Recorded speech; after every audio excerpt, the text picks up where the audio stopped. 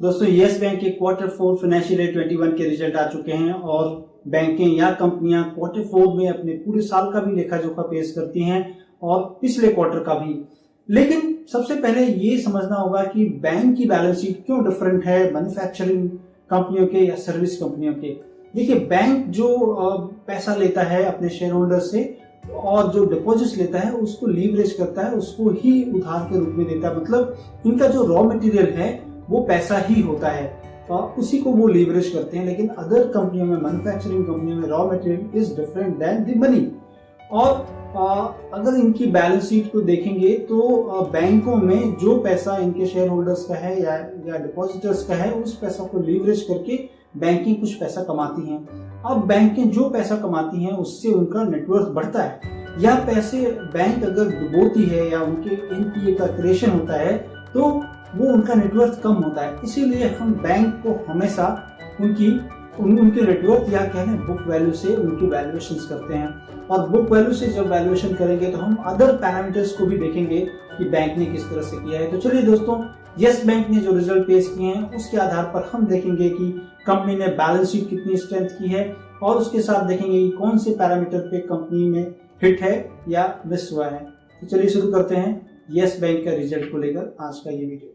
जैसा मैंने कहा कि बैंक की बैलेंस शीट या इनकम स्टेटमेंट डिफरेंट होते हैं। इनके कह लें कि जो भी मैन्युफैक्चरिंग या सर्विस कंपनियां होती हैं उससे डिफरेंट होते हैं। और उनके इनकम स्टेटमेंट में जो सबसे पहली चीज आती है वो नेट इंटरेस्ट इनकम। मतलब बैंकों ने अपने जो नेट इंटरेस्ट, जो भी पैसा उधार दिया है उससे जो नेट इनकम कमाई हुई है इंटरेस्ट की, वो उसमें किस तरह से ग्रोथ है। तो इनके अगर Q4 फाइनेंशियल ईयर 21 में जो ग्रोथ या डी ग्रोथ है Q4 में काफी ज्यादा हो रखी है। डी ग्रोथ 61.5% बैंक जो है इनके नेट इंटरेस्ट इनकम कम आया है। लेकिन लास्ट ईयर से अगर देखें, year on year quarter basis पे देखेंगे तो वहां पर 22% की डी ग्रोथ है। और अगर पूरे साल की हम बात कर लें, क्योंकि जैसा मैंने बताया कि पूरे साल की बैलेंस शीट देती है बैंक, तो पूरे साल में थोड़ी राहत है। आप पिछले साल जो टोटल इनका जो कमाई थी नेट इंटरेस्ट इनकम से वो 6,805 करोड़ थी, जो कि बढ़कर इस साल पूरे साल की बात करें तो 7,429 करोड़ की कमाई है, जहां पर कि हम 9.2% की ग्रोथ देख रहे हैं। तो पूरे साल की बैलेंस शीट में ग्रोथ एनआईआई पे है। लेकिन अगर देखेंगे कि क्वार्टर ऑन क्वार्टर या year on year quarter basis पे घट के आ रहा है। प्रोविजंस की अगर बात करें तो लास्ट ईयर से प्रोविजंस काफी घटे हैं। पूरे साल की अगर बात करें तो काफी घटे हैं। मतलब प्रोविजंस में जो गिरावट देखने को मिली वो 70% का मिला है। मतलब बैड लोन क्रिएशन अब शायद बैंक का कम हो रहा है, जिसके कारण उनको प्रोविजंस कम करने पड़ रहे हैं। और प्रॉफिट की अगर हम बात कर लें तो लास्ट ईयर तो बैंक लॉस में थी, 22,000 करोड़ के करीब लॉस था। इस साल भी कंपनी को लॉस है 3,462 करोड़ का टोटल ईयर में कम कह लें यस बैंक को लॉस है। ईपीएस की बात कर लें, चूंकि लॉस में है तो ईपीएस का सवाल ही नहीं उठता है। और रिटर्न ऑन एसेट्स की अगर बात कर लें तो जो कि लास्ट ईयर 7% के करीब गिरावट थी जिसमें रिटर्न ऑन एसेट में, वो इस साल घट के भी अभी भी गिरावट है, 1.3% के करीब माइनस है। तो रिटर्न ऑन इक्विटी भी जाहिर है कि चूंकि आप पैसा ही नहीं कमा पा रहे हो, लॉस में है बैंक, तो इसमें रिटर्न ऑन इक्विटी का सवाल ही नहीं उठता। रिटर्न ऑन इक्विटी भी माइनस है इस साल भी। अब बैंक का जो नेट इंटरेस्ट मार्जिन है, जो बैंक बिजनेस करती है उसमें जो मार्जिन है इनकी, तो लास्ट ईयर 2.2% था पूरे साल का फाइनेंशियल ईयर 20 में, जो कि इस साल बढ़ाया है बैंक ने, थोड़ी मशक्कत की है, जिसमें कि 2.8% के करीब जो है इनका बढ़ के निम्न आया है। और अगर हम क्वार्टर ऑन क्वार्टर की बात कर लें, जो कि लास्ट क्वार्टर 3.4% था, उससे घटा है। इस क्वार्टर में सारे फिगर्स अगर देखें क्वार्टरली बेसिस पे तो इस क्वार्टर में सब चीजें नीचे होकर आ रही हैं। और कॉस्ट टू इनकम रेशियो भी काफी बढ़ा है इस क्वार्टर में, 89% के करीब हुआ, जो कि लास्ट क्वार्टर 39 था। ओवरऑल अगर साल दर साल की बात करें तो लास्ट ईयर जो कॉस्ट था 65.7% था लास्ट ईयर से, इस साल पूरे साल में 54% के करीब है। तो यह लास्ट पूरे साल में अगर देखें तो बैलेंस शीट में थोड़ी सुधार देखने को मिल रहा है। अब एडवांसेस, बिजनेस किस तरह से ग्रोथ कर रहे हैं बैंकों का, वो देखना बहुत ही इंपॉर्टेंट होता है, जिसमें कि बैंक के बिजनेस ओवरऑल कैसे एक्सपैंड कर रहे हैं। तो हम उसमें एडवांस या लोन ग्रोथ की बात करते हैं।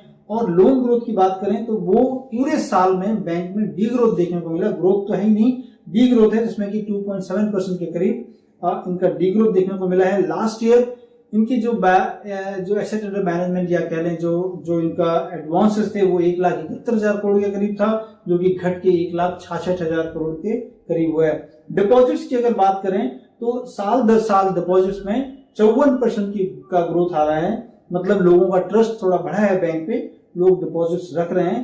और क्वार्टर ऑन क्वार्टर भी 11.5% का ग्रोथ है। लोगों का जो डिपॉजिट बैंक के साथ है 1,62,000 करोड़ रुपए लोगों ने बैंक को दे रखा है। अब कैपिटल एडिक्वेसी की बात करें, लास्ट ईयर काफी पुअर था, इस बार कैपिटल एडिक्वेसी इनकी अच्छी हुई है। 17.5% कैपिटल एडिक्वेसी इस क्वार्टर है।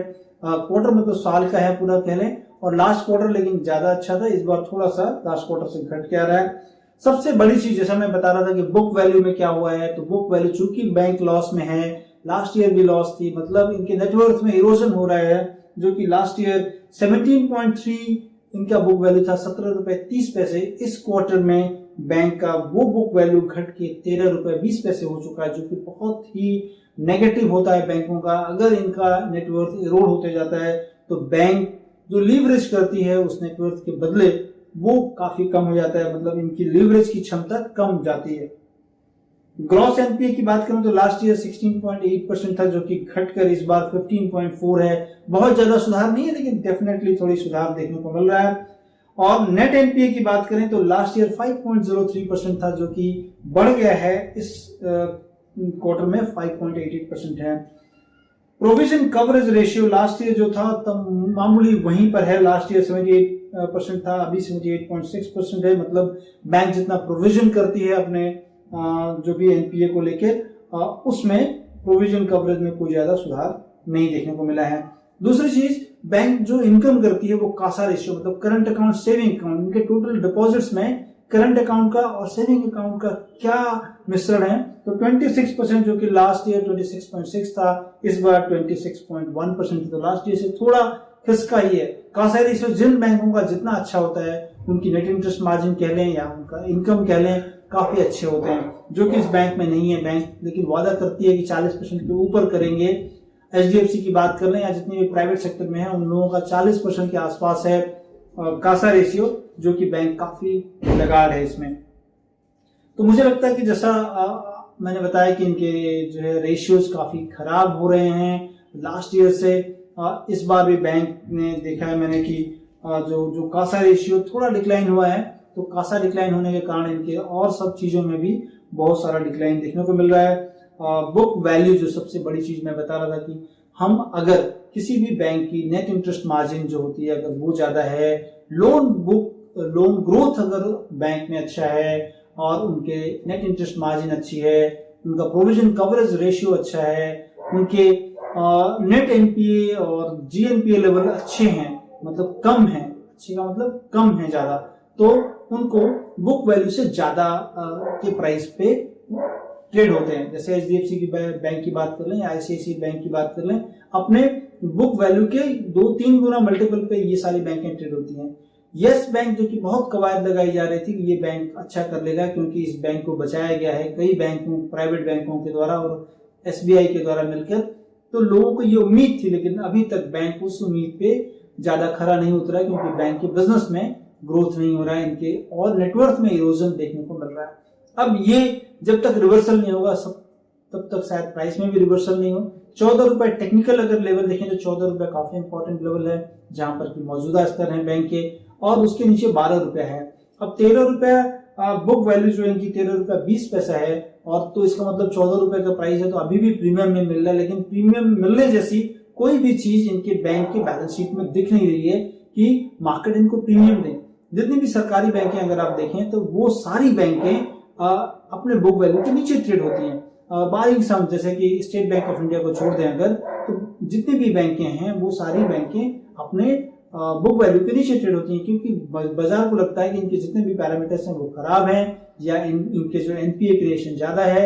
सिमिलरली ये बैंक में अभी भी कह लें बुक वैल्यू से ऊपर ट्रेड हो रहा है, तो मतलब संभावना ये ज्यादा बनती है रिजल्ट को देख के कि स्टॉक प्राइस 13.20 के नीचे भी जा सकता है क्योंकि बैंक में बहुत ज्यादा इंप्रूवमेंट लास्ट ईयर या लास्ट क्वार्टर में देखने को नहीं मिल रहा है। तो मुझे लगता है कि बैंक में के स्टॉक प्राइस में अच्छी खासी गिरावट हो सकती है, given the kind of result bank has given. तो इसके कारण जो है मुझे लगता है कि इसमें गिरावट होगी। दोस्तों, ये वीडियो आपको कैसा लगा कमेंट करके जरूर बताएं, और ये भी बताएं कि हम आपको कौन सी कंपनियों के बारे में और ज्यादा जानकारी दे सकें। और अगर ये वीडियो आपको अच्छा लगा हो तो आप मेरे चैनल को सब्सक्राइब करें, लाइक करें। Thank you.